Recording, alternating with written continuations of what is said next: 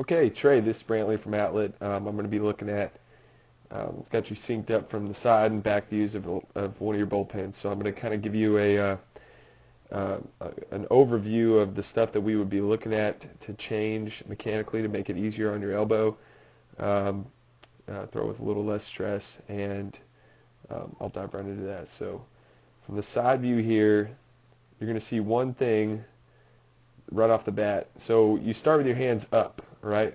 You start them kind of at your face, and so what you're going to see and what we care about at the beginning of the motion, everybody's got their own style of how they like to stand and all that stuff, but we're looking for posture to be relatively athletic. We're looking to not lose a ton of height if we're an overhand thrower rather than a sidearm guy, and we're looking to have relaxed posture, because ultimately when we start to drive down the mound, we want our arms to be loose, moving fast, right? So if we preset them that way in our stance from the windup or from the stretch, then it'll be a lot easier for us to maintain that loose feeling down the mound when we're executing the throw. So with you right here, these elbows flared out and the spacing off of your shoulders, if you'll see right here kind of how you look a little bit rigid, with the way that you're holding your glove, you may want to think more about relaxing, dropping your shoulders. Let your hands actually probably come down to about right here, okay? So you see a lot of guys stay like right below their chin, something like that, if they want to break, if they want to have their hands high when they're starting their motion. The reason we do that is just to let everything be loose right before we start, so we don't have to think about it when we're in the middle of our motion. So preset yourself on that. As you go down the mound, one thing I'm going to change is right here when you start to break your hands back on the back side of your body. You do a great job of breaking your hands low, alright? And I know you use that sort of timing mechanism, kind of clapping your hands to tell yourself when to go. Do a great job of breaking your hands low. You're going to see that stiffness that you had at the beginning of your posture is going to carry through here. So you're going to be breaking your hands kind of far out away from you, over that knee right there, and everything just looks a little bit stiff in the shoulders and elbows as you're breaking your hands. But you do a great job of breaking your hands low, getting your hands involved late. Now, they break pretty far back behind you, and the reason that I care about that is this next couple of frames. You mentioned the elbow issues that you had, and one of the things that we look for that is what the arm's going to do going into landing. So does it go past our normal range of motion? Elbow going past our shoulder, and you're going to actually see that in your throw, and it's going to be set by this. So because we've broken far behind our body, our lead arm doesn't get to go out ahead of the pace of our back arm, and you have to think about the two arms as behaving equal and opposite to each other. So you're saying you throw kind of like 3/4, but it's mostly because you break at the back of your motion and your front arm stays low that you end up becoming a 3/4 guy. So you can still be a 3/4 guy. I just want to see if we can tweak the timing of this lead arm, because what's going to happen is it's going to stay low and far out away from your body, kind of going sweeping around from the left side here. You see how it's sort of far sweeping around here rather than being a little bit more direct, staying in a plane where maybe the arm doesn't go past here, okay, as it's sweeping around. And if it's doing that pattern, you're going to actually probably see it be higher up on the side view. The arms are equal and opposite of each other. So if my lead arm is up high, my back arm is going to be down low, alright, delaying itself. If my lead arm is down low, my back arm is ahead of it and is usually up too high too soon. And that's what's happening here.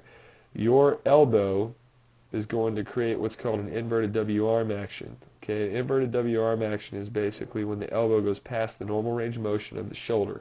So basically right at shoulder height and chest height, you're going to see the hand take over the swing from the elbow in a clean arm action. If it doesn't, and a lot of guys don't, a lot of guys will bring their elbow above this area right here and they're perfectly fine. But if you do have elbow issues, this is one red flag we want to look at, where we can say, okay, well, how can we alleviate some of the stress that's taking on the UCL as we're getting into maximum external rotation. So you're going to be past your normal range of motion here.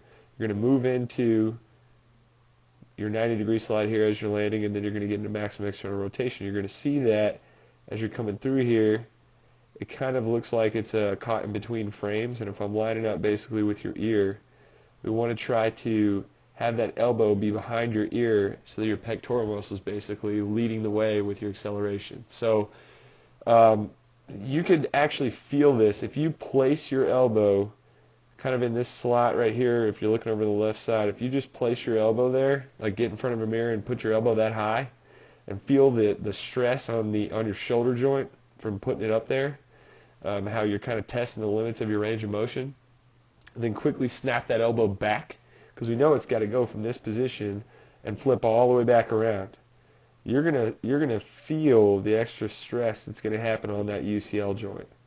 So what we're going to look to do this summer is we're going to let this lead arm get up a little bit higher sooner, and that's going to allow this back shoulder or this back elbow to kind of stop its upward movement right around here, and we let the hand take over right around there. If we can do that, we're going to see that hand get further behind your head a little bit. You're going to see the elbow not take such a large part of the stress of flipping the arm over and basically going into maximum external rotation.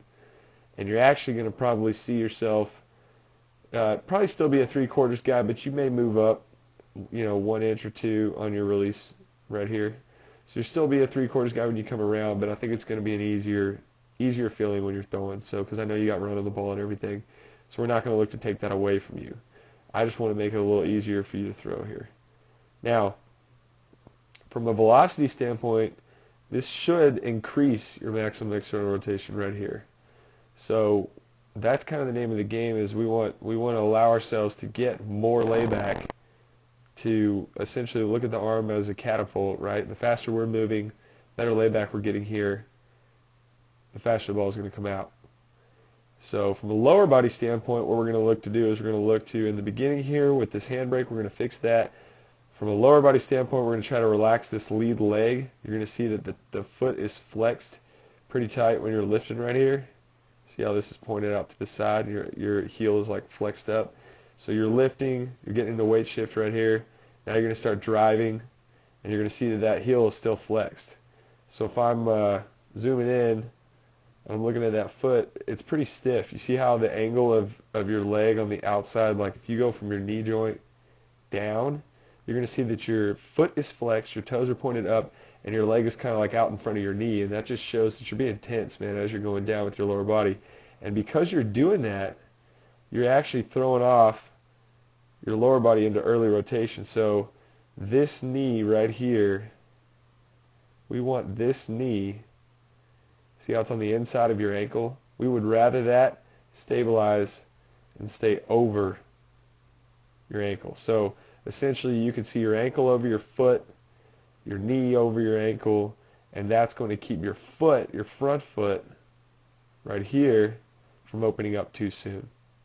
Okay? So you're losing velocity because you're opening and rotating too soon. Remember, I was explaining to you that 80% of our velocity is going to come from rotation. So with this right here, you're leaking. So you're leaking stored energy before you've landed. You're not letting yourself rotate late and fast.